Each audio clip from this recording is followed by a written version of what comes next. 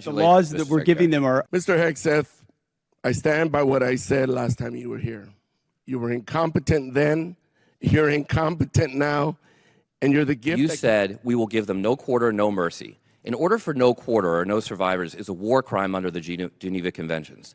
You understand that's murder. Do you stand by that statement? The Department of War fights to win, and we ensure that our warfighters have the rules of engagement necessary to be as effective as humanly possible. Okay, so just to be clear, you called members of Congress to be tried for sedition for reminding our troops to follow the law. But when you tell them to commit a war crime, you stand by yourself. For insinuating that the laws that we're giving them are... Mr. Hegseth, I stand by what I said last time you were here.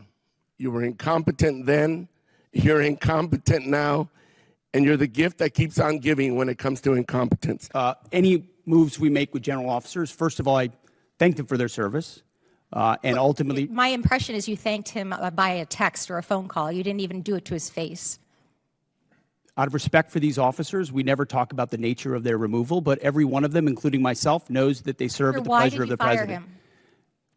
Ultimately, out of respect to these officers, we don't reveal it. However, I will note, it's very difficult to change the culture of a department that was been destroyed by the wrong perspectives. So you think General George destroyed a culture? There are many, we've gotten rid of many general officers in this administration because we need new leadership. Sir. You have no way of explaining why you fired one of the most decorated and remarkable men who's we ever needed served new the leadership. station. That's and my so answer. your answer is a very immature way of responding to my request. The issue in front of this is whether the decision to remove General Randy George strengthened the Army or created an avoidable disruption during an active operational period.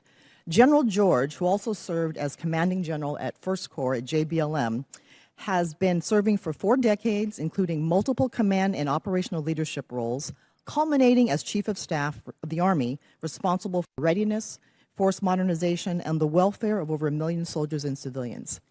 He was removed in the middle of an active conflict involving U.S. operations against Iran, when leadership continuity is most critical. Public reporting indicates that General George's removal may have followed disagreements over Army personnel matters, including concerns regarding withheld promotions. So my question, Secretary, is this: what specific national security risk, mission risk, or leadership concern did General George present that justified removing him in the middle of a conflict, or was he removed because he challenged some decisions? And I guess my question is this about loyalty to Trump, or is it about what's good for the mission?